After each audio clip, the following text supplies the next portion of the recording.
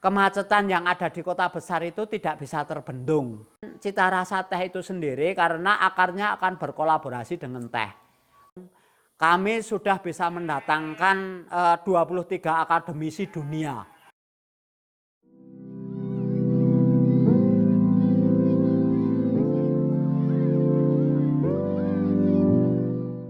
Perkenalkan, nama saya Suko Hadi.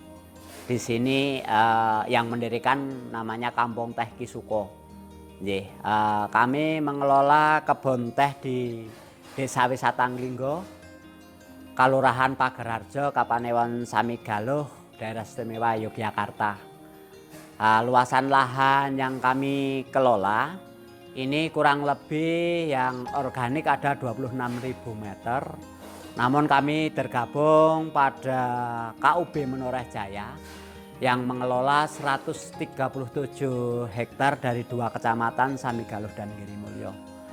Dan anggota kami ada 18 kelompok 327 kakak. Ya, latar belakang kami dulu pernah bekerja di salah satu bank di Yogyakarta selama 12 tahun. Kemudian alhamdulillah kami ada likuidasi bank dan kami memutuskan untuk pulang ke desa.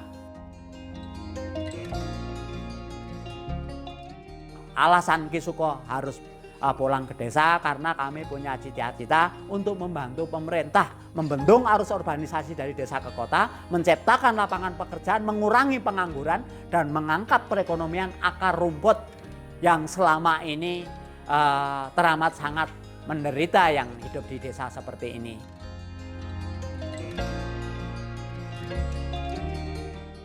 Kami pengen menciptakan petani yang berdasi. Petani yang berdasi itu bukan kok pakaiannya yang berdasi, tapi perekonomiannya yang berdasi.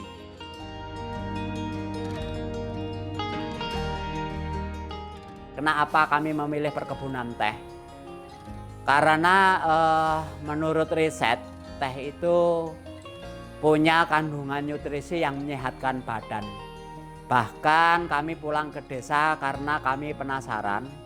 Waktu itu umur harapan hidup terpanjang se-Jawa itu ada di Kulon Progo.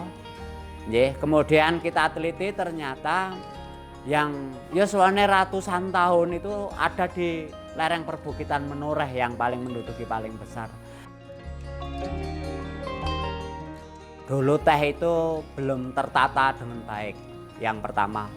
Kemudian yang kedua, hamparan teh. Kenapa kami tergerak untuk bergabung pada kelompok, meyakinkan kelompok untuk bergabung pada kami, yaitu mendirikan salah satu kelompok yang kita berikan nama kelompok Tegal Subur Aktif. Artinya Tegal itu adalah lahan teh yang subur, aktif itu aktivitasnya khusus teh.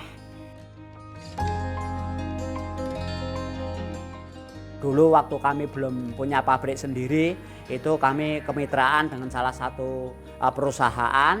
Tapi setelah itu karena harga di kemitraan pabrik besar yang kita ikuti itu cuman sama dengan HPP yang dikeluarkan petani, akhirnya kami sekarang mendirikan mini pabrik yang notabene milik rakyat. Teh Ki Suko ini dikelola dengan pupuk organik bebas pestisida.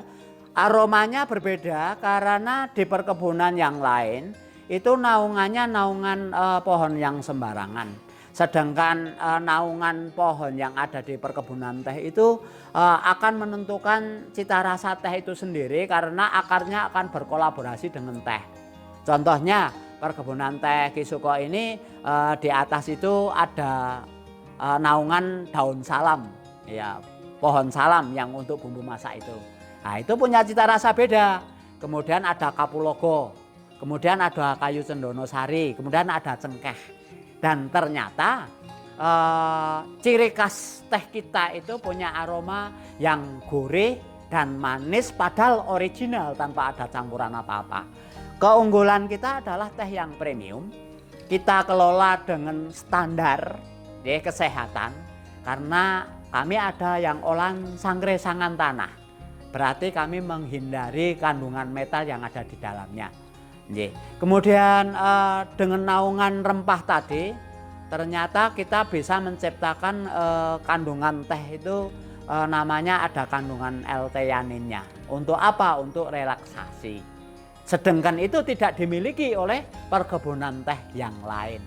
Nggih, gitu nggih. Itu salah satunya. Perlu kita sampaikan, perkebunan teh kecuali sebagai konservasi lahan bagus, ternyata bisa nyambung dengan agroidowisata. Dan alhamdulillah sejak kampung teh ini berdiri selama 2 tahun, kami sudah bisa mendatangkan 23 akademisi dunia. Teh itu pada dasarnya menurut risetnya Ki Suko, yang kami sudah menggeluti baru 20 tahun, itu dipengaruhi oleh 1 DPL, 2 kontur tanah, 3 cara budidaya, 4 cara proses, 5 adalah eksekusi hasilnya.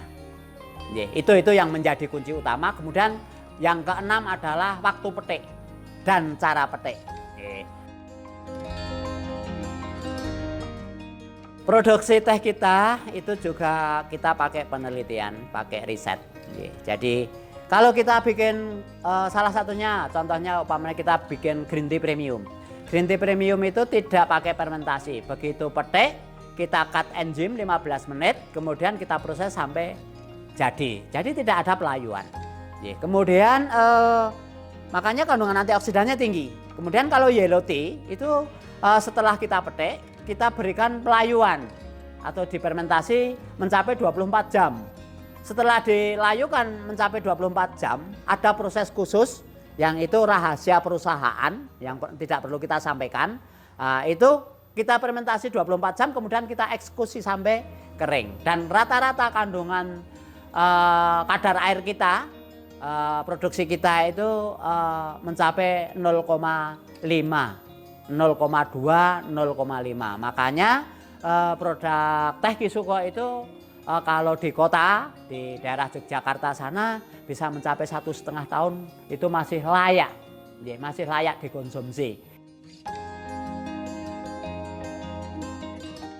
Teh itu yang membedakan cita rasa, nutrisi, aroma itu cuma diproses aja. Jadi tergantung kebutuhan. Kalau white tea itu kami tidak kita proses pakai mesin, tapi white tea itu kita petik di malam hari, setelah itu kita angin-anginkan sehari semalam. Sehabis kita angin-anginkan di dalam ruangan sehari semalam, kemudian kita keringkan di bawah kaca kemiringan 35 derajat sampai kering. Nah, keringnya kapan Ki Suko? Keringnya tergantung sinar matahari, gitu. Tergantung besarnya sinar matahari. Kalau di musim kemarau kayak gini mungkin kita sehari 2 hari 2 malam sudah kering. Gitu nggih. Perkebunan teh ini, tantangan dalam hama penyakit teh ini banyak. Banyak.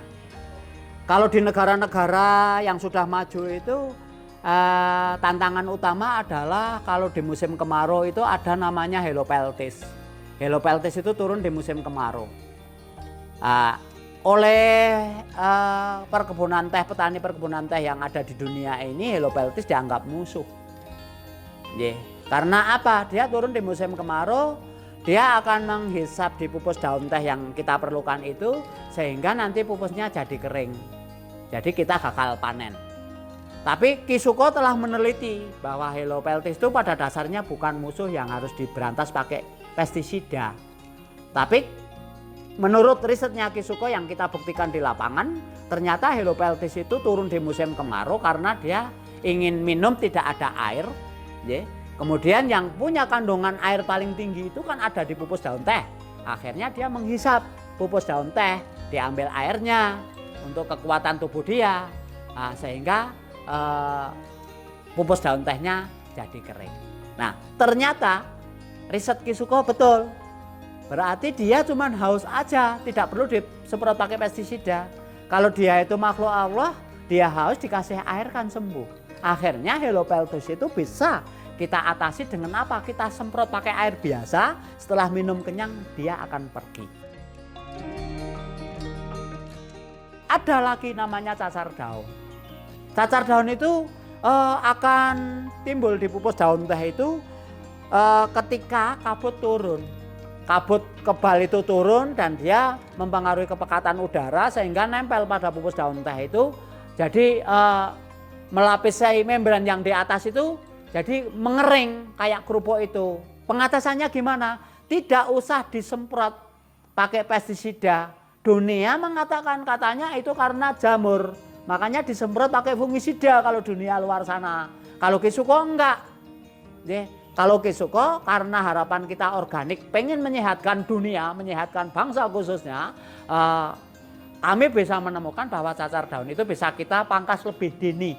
Gitu, umur cacar daun 21 hari setelah kita pangkas lebih dini, nanti akan hilang dengan sendirinya. Nanti hari yang ke-23 dia tumbuh berarti sudah lewat cacar daunnya.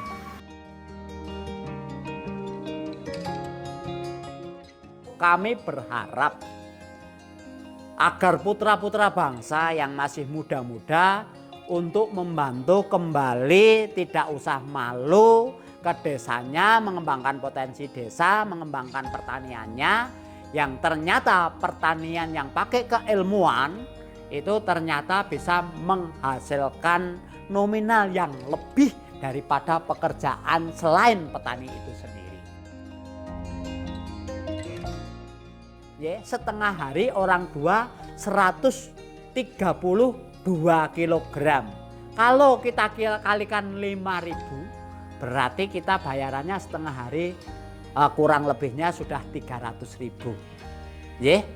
Kalau untuk beli beras untuk 30 kilo berarti sekali kita bekerja bisa untuk makan 1 bulan. Loh, kena apa kok malu jadi petani? Yang memalukan itu kalau kita itu jadi penganggur. Nah, itu yang memalukan. Kalau kita jadi petani itu tidak malu. Dan banyak kok petani-petani yang jadi petani yang miliarder dan sukses. Karena apa? Petani itu kekayaannya tidak digelar di garasi, tidak digelar di jalan, tapi luas lahannya itu kalau dijual mungkin ratusan juta, bahkan ada yang miliar. Ya itu aja. Terima kasih dari rekan kecil production. Jangan lupa tonton video ini untuk subscribe, like, dan share. Kalau ada kekurangan bisa berkunjung di Kampung Teh Kisuko. Gitu nggih. Terima kasih.